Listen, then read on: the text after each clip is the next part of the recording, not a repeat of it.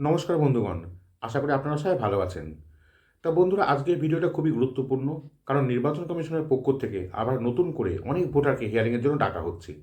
ইতিমধ্যে বহু মানুষের বাড়িতে এই হিয়ারিং নোটিশ পৌঁছে গেছে। এখন প্রশ্ন হলো, কেন এই হিয়ারিং, কাদের ডাকা হচ্ছে, আর হিয়ারিংয়ে গেলে ঠিক কোন কোন ডকুমেন্টস লাগবে। এই ভিডিওতে আমি আপনাদের সব কিছু খুব সহজ ভাষায় ধাপে ধাপে বুঝিয়ে দেবো। তাই অনুরোধ করব, ভিডিওটা শুরু থেকে শেষ পর্যন্ত দেখবেন। আর নতুন হয়ে থাকলে চ্যানেলটা সাবস্ক্রাইব করে পাশে বেল আইকনে অল নোটিফিকেশনটা অন করে রাখবেন। প্রথমে জেনে নেওয়া যাক কেন হিয়ারিংয়ে ডাকা হচ্ছে। নির্বাচন কমিশন মূলত 4টি নির্দিষ্ট কারণে ভোটারদের হিয়ারিংয়ে ডাকছে। প্রথম কারণ হলো, একই বাবার নামে 6 জন বা তার বেশি ভোটার।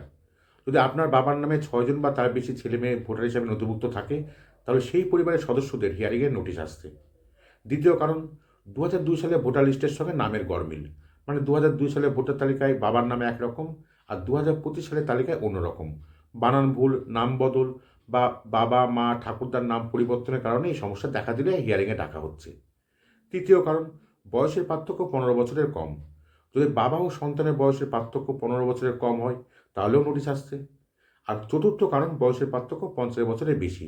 মানে বাবা ও সন্তানের বয়সের পার্থক্য 50 বছরের বেশি হলেও নোটিশ আসছে।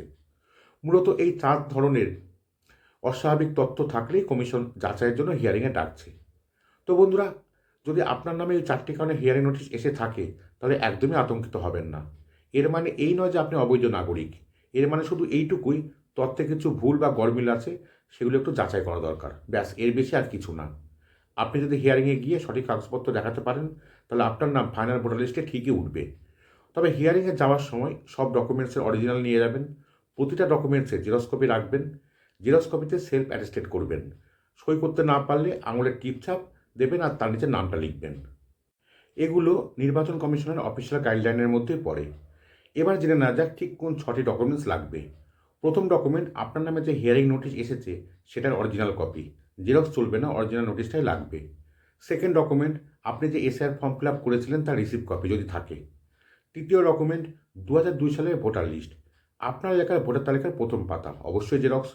এবং যাকে আপনি বাবা মা ঠাকুরদা ঠাকুমা হিসাবে লিঙ্কেজ দেখিয়েছেন, তার নাম থাকা পাতার জেরক্স। নামের জায়গায় স্পষ্ট করে মার্ক করে রাখতে হবে। চতুর্থ ডকুমেন্ট, আধার কার্ড, অবশ্যই আপনার নামে। পঞ্চম ডকুমেন্ট, ভোটার কার্ড। যদি সঙ্গে রেশন কার্ড থাকে সেটাও নিতে পারেন। ষষ্ঠ ডকুমেন্ট, সাপোর্টিং নথি হিসেবে কাজ করবে। এগুলোর মধ্যে যে কোনো কয়েকটি নিলে খুব ভালো হয়, যেমন প্যান কার্ড, বার্থ সার্টিফিকেট, মাধ্যমিক সার্টিফিকেট, পাসপোর্ট। সব লাগবে না, কিন্তু থাকলে আপনার কেস আরও শক্ত হবে। পরিষ্কার কথা হলো, 2002 সালের ভোটার লিস্টে যদি আপনার নাম অথবা আপনার পরিবারের কারো নাম থাকে, আর আপনি যদি বাবা মা অথবা ঠাকুরদা ঠাকুমার সঙ্গে লিঙ্কেজ দেখাতে পারেন, তাহলে আপনি নিশ্চিতভাবে বৈধ নাগরিক। এই হিয়ারিং শুধু কিছু ভুলভ্রান্তি যাচাই করার জন্য। হিয়ারিংয়ে গিয়ে সঠিক কাগজ দেখালেই আপনার নাম সন্দেহ তালিকা থেকে বাদ যাবে এবং ফাইনাল লিস্টে আপনার নাম উঠে পড়বে। তাই লোকের কথায় কান দিয়ে বিভ্রান্ত হবেন না। কে কী বলছে, এই কাগজ চলবে না, ওই কাগজ চলবে না, এসব শুনে ভয় পাওয়ার কোনো দরকার নেই। যে ডকুমেন্টসের কথা বললাম, এগুলো ঠিকমতো সাজিয়ে নিয়ে গেলে অফিসাররা নিশ্চয়ই গ্রহণ করবে। তা বন্ধুগণ, এই ছিল আজকের আপডেট। আশা করি ভিডিওটা আপনাদের কাজে আসবে। ভিডিওটা ভালো লাগলে অবশ্যই লাইক করবেন আর বন্ধুদের সঙ্গে শেয়ার করবেন। আর নতুন হয়ে থাকলে চ্যানেলটা সাবস্ক্রাইব করে আমার পাশে থাকবেন। দেখা হবে পরের ভিডিওতে। ভালো থাকবেন, সুস্থ থাকবেন।